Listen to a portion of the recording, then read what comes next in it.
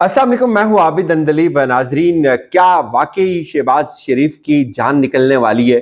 चूंकि लगता ही है कि उमर अता बंदयाल साहब के पास उस तोते की जान है जिसने चीखें निकाल दी हैं इस वक्त हुकूमत की। क्या हुआ जब अभी तो जो सुप्रीम कोर्ट की जो समाअत थी उसकी बाज़गश्त चल रही थी और अचानक से ये खबर आई कि प्राइम मिनिस्टर ऑफिस में एक बड़ी मुलाकात होने जा रही है।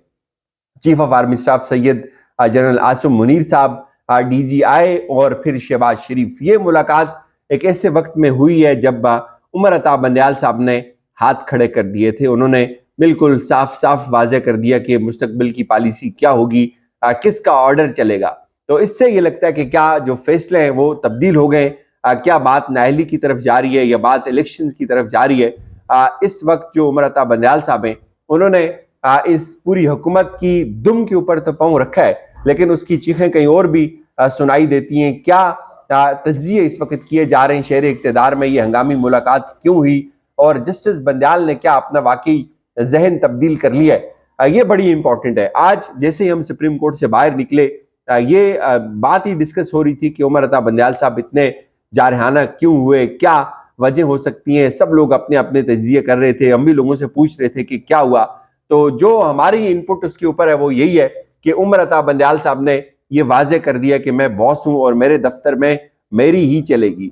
इस तकरीर के बाद, इस तलख लहजे के बाद, इस धमकी के बाद एक बड़ी इंपॉर्टेंट मुलाकात शुरू होती है प्राइम मिनिस्टर ऑफिस में। और इनफैक्ट उससे भी कुछ देर पहले ख्वाजा आसिफ साहब की एक तकरीर पार्लियामेंट के अंदर ऑन एयर की जाती है, टेलीफोन कॉल्स की जाती हैं, तमाम चैनल्स उसको लाइव कट करते हैं और उसके साथ साथ कुछ चैनल्स उसको बीच में बीप भी करते हैं। और ARY वो चैनल था जिसने उसको फिर कट कर लिया जब बात हद से आगे चली गई। तो वो तकरीर क्या थी?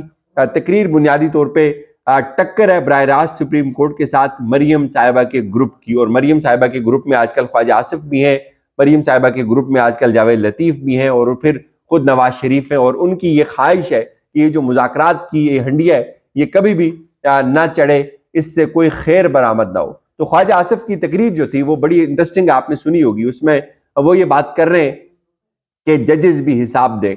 वो ये बात कर रहे हैं कि हम अपने प्राइम मिनिस्टर को नायल नहीं होने देंगे। तो अब जो फैसले हैं वो क्या है? फैसला ये था, उमर अता बंदयाल साहब ने ये फैसला किया था कि वो किसी सियासतदान को नायल नहीं करेंगे।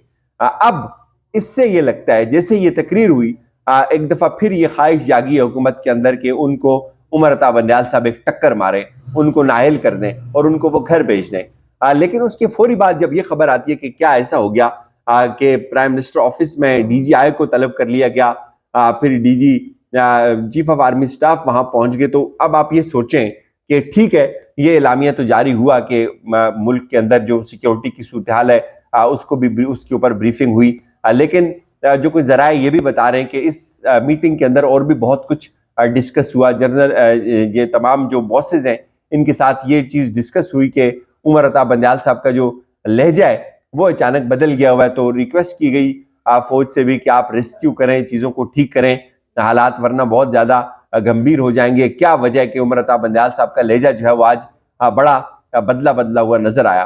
तो इससे अब ये जो अंदाज़ा लगाना बहुत आसान हो जाता है कि अंदर खाने चल क्या रहा है, इस हंगामी मुलाकात का क्या इसके नताइज क्या हो सकते हैं। अगर तो आप ये सोच रहे हैं कि ये जो मुलाकात है इससे वाकई फौज रेस्क्यू करेगी हुकूमत को, उसका कोई गुंजाइश नजर नहीं आती, उसके लिए कोई रास्ता नहीं है। हुकूमत कैसे रेस्क्यू हो सकती है?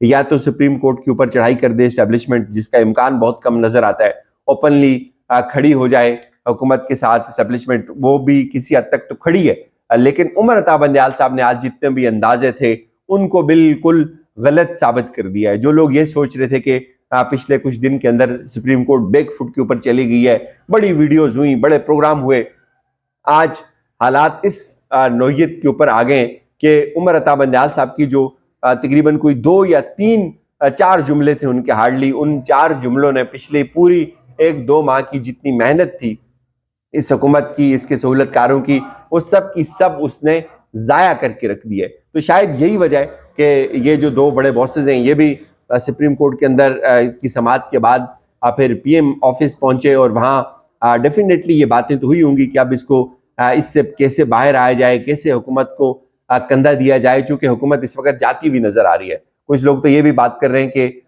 حکومت کے پاس اب صرف دو ہی راستے ہیں، یا یہ خود عزت سے گھر چلے جائیں یا پھر ان کو اب بے عزت کر کے نکالا جائے۔ چونکہ آج جو ریکارڈ طلب ہوا ہے اس کے بعد کافی ہلچل پائی جاتی ہے، چونکہ عمر عطا بندیال صاحب یہ بات سمجھتے ہیں کہ یہ جو پروسیڈنگز ہوئی ہیں یہ انلیگل ہیں۔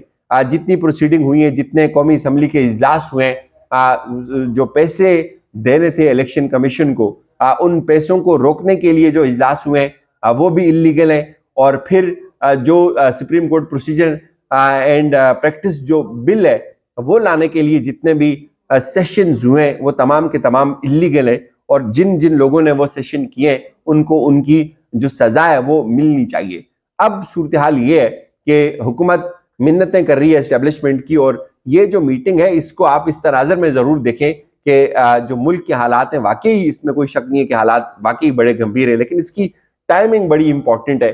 عمر عطا بندیال صاحب کا لہجہ، اس کے بعد پھر خواجہ آصف کی آج جو تقریر ہے، اور اس کے بعد جو صورتحال ہے، یہ میٹنگ پیدا ہوئی اور اس کے بعد آج جو بڑا ایونٹ ہے وہ آج ہی یہ چیز جس کا ڈیسائیڈ ہو جائے گی کہ کیا ان مذاکرات کے عمل نے آگے چلنا ہے یا نہیں چلنا۔ چونکہ آج مذاکرات کا مجھے یہ لگتا ہے کہ یہ آخری سیشن ہوگا، اور اس میں حکومت کے پاس اب کوئی راستہ نہیں ہے۔ کچھ لوگ تو اسمبلی تحلیل ہونے کی بھی بات کر رہے ہیں کہ پوری اسمبلی تحلیل ہو جائے اور ایک ڈیٹ مل جائے، چونکہ عمران خان نے ایک جو ہے وہ لٹکا دی ہوئی ہے تلوار ان کے اوپر۔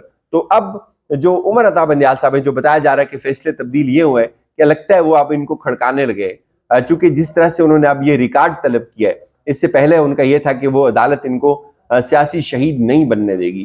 یہ ان کی بڑی خواہش تھی کہ ان کو ٹکر لگے، یہ سیاسی شہید بن جائیں اور یہ پھر جا کر عدالت کے خلاف ایک بڑا بیانیہ گھڑیں۔ لیکن آج کی جو باتیں ہیں، جو آج کے دو فیصلے ہیں جسٹس عمر عطا بندیال کے، اس کے بعد جو پے در پے ایونٹس ہوئے، ان تمام ڈاٹس کو آپ کنیکٹ کریں تو اس سے یہ چیز بڑی واضح ہو جاتی ہے کہ حکومت کو اندر خانے یہ خبر مل گئی ہے کہ عمر عطا بندیال اب پیچھے ہٹنے والے نہیں ہیں، انہوں نے ریکارڈ طلب کر لیا۔ اور یہی بات ہے کہ بڑی ان کو مرچیں لگی ہوئی تھی، خواجہ آصف کی جتنی بھی باتیں تھی اس کو سن کے یہ لگتا تھا کہ بالکل عمر عطا بندیال نے ان کی اس نبض کو پکڑا ہے، اس ویک پوائنٹ کو پکڑا ہے جہاں سے ان کو جو ہے وہ درد ہوتا ہے۔ اور وہ جو چیخیں تھی وہ خود یہ بتا رہی تھی کہ ان کو بڑا درد پہنچا اور بڑا اذیت پہنچی ہے ان کو۔ آج جو وہ بات کر رہے تھے کہ ریکارڈ دے دیں ان کو، یہ بھی حساب دیں اپنا، ہم تو اپنا حساب دینے کے لیے تیار ہیں، ان سے بھی پروسیڈنگز منگوائیں۔ تو بیسیکلی کچھ لوگوں کی خواہش یہ بھی ہے کہ عمر عطا بندیال صاحب کو کسی کمیٹی کے اندر طلب کیا جائے، ان سے سوال جواب پوچھے جائیں، اور کچھ لوگوں کی یہ خواہش بھی ہے کہ ججز کے خلاف ایک انتہائی قدم اٹھانے کے لیے، سپریم کورٹ کے ججز کے خلاف 2-3 ججز ہیں جس میں جسٹس عمر عطا بندیال صاحب ہیں، جسٹس اعجاز الاحسن ہیں، اور جسٹس منیب اختر ہیں، اور پھر انفیکٹ جسٹس مظاہر علی اکبر نقوی بھی ہیں۔ ان چاروں ججز کے خلاف حکومت نے کوئی انتہائی قدم اٹھانے کے لیے جو قانونی ان کی ٹیم ہے اس سے ایک مشاورت کی ہے، چونکہ اس وقت جو ہے وہ چراغ ٹمٹما رہا ہے، اس وقت جو لڑائی ہے وہ بالکل فائنل سٹیجز کے اوپر ہے، اور حکومت کی بڑی خواہش ہے کہ ان کے ساتھ سپریم کورٹ آ کر ان کو ٹکر مارے اور یہ اس ٹکر میں شہید ہو جائیں۔ اور سپریم کورٹ شاید اس سے پہلے اس چیز کو ایوائڈ کر رہی تھی، لیکن ظاہر ہے کسی نہ کسی طرف سے یہ معاملہ جانا ہے۔ تو یہ جو صورتحال ہے یہ بڑی واضح ہو جائے گی اب سے کچھ دیر بعد۔ ہمیں اجازت دیجیے، اپنا خیال رکھیے گا۔